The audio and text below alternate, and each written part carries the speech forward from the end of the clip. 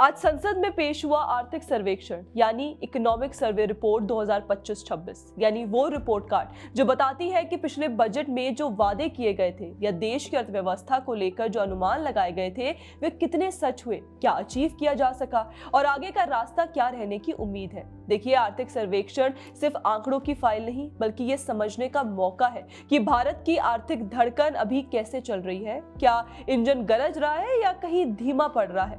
इस बार का economic survey दुनिया के लिए जियोपॉलिटिक्स के बेहद जटिल दौर में जारी हुआ है। वैश्विक अर्थव्यवस्था जहां अस्थिरता, युद्ध के खतरे, व्यापार समझौते और टैरिफ की दीवारों से जूझ रही है, वहीं भारत ने एक अलग मिसाल पेश की है।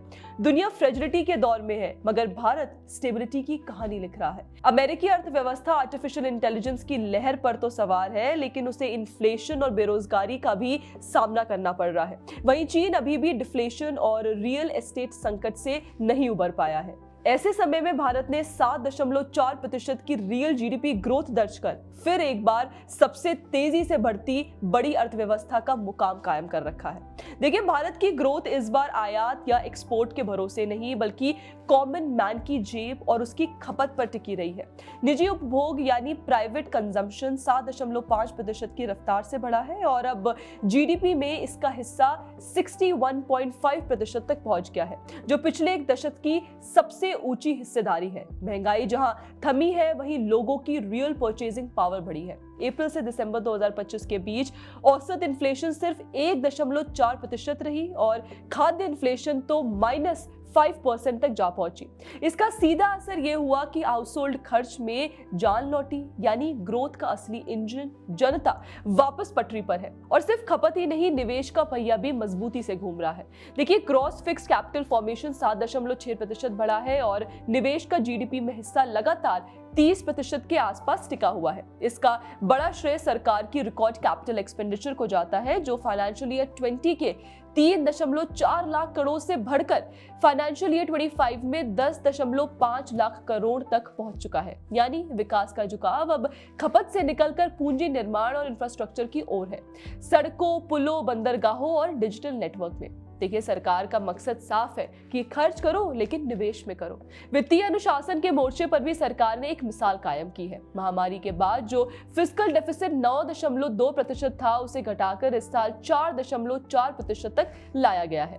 यही वजह है कि 2025 में भारत को 3 ग्लोबल क्रेडिट रेटिंग्स एजेंसियों यानी S&P, Morningstar DBRS and RNI से अपग्रेड मिला है। यह इस बात का प्रमाण है कि भारत का वित्तीय प्रबंधन केवल संख्या नहीं, भरोसे की कहानी बन चुका है। रेवेन्यू के मोर्चे पर टैक्स रिफॉर्म ने बड़ा परिवर्तन लाया है। डायरेक्ट टैक्स बेस में रिकॉर्ड वृद्धि हुई।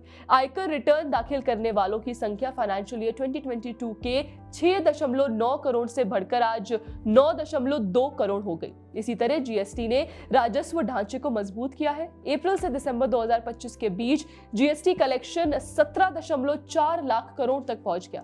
अब यह टैक्स सिस्टम स्थिर और भरोसेमंद बन चुका है। 2017 में जहां जीएसटी रजिस्ट्रेशन सिर्फ 60 लाख थे, वहीं अब 1.5 करोड़ से अधिक है। यानी अर्थव्यवस्था तेजी से औपचारिक हो रही है और इस आर्थिक परिवर्तन में बैंकिंग सेक्टर की सेहत भी मजबूत स्तंभ की तरह उभरी है। कभी ट्विन बैलेंस शीट प्रॉब्लम से जूझता बैंकिंग सिस्टम अब मुनाफे में है। नॉन परफॉर्मिंग एसेट्स 2.2% के ऐतिहासिक न्यूनतम स्तर पर है और ग्रामीण बैंकों ने रिकॉर्ड मुनाफा दर्ज किया है। इसके साथ ही वित्तीय समावेशन की पहल जैसे जनधन योजना, मुद्रा लोन और पीएम स्वनिधि ने छोटे उद्यमियों को, स्ट्रीट वेंडर्स को औपचारिक अर्थव्यवस्था में जोड़ा है। यही वो नई फाइनेंशियल डेमोक्रेसी है जिसने भारत की आर्थिक संरचना को जड़ से बदला है। देखिए, आखिर में बाहरी मोर्चे की बात करें तो वैश्विक अनिश्चितता के बावजूद भारत का एक्सटर्नल सेक्टर मजबूत बना रहा।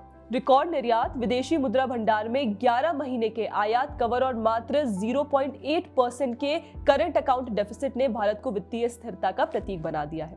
सरकार की मेक इन इंडिया और पीएलआई योजनाओं ने टेलीकॉम और इलेक्ट्रॉनिक्स जैसे सेक्टरों को नया उभार दिया है, जिससे भारत इंपोर्ट सब्स्टिट्यूशन से एक्सपोर्ट हब बनने की राह पर है।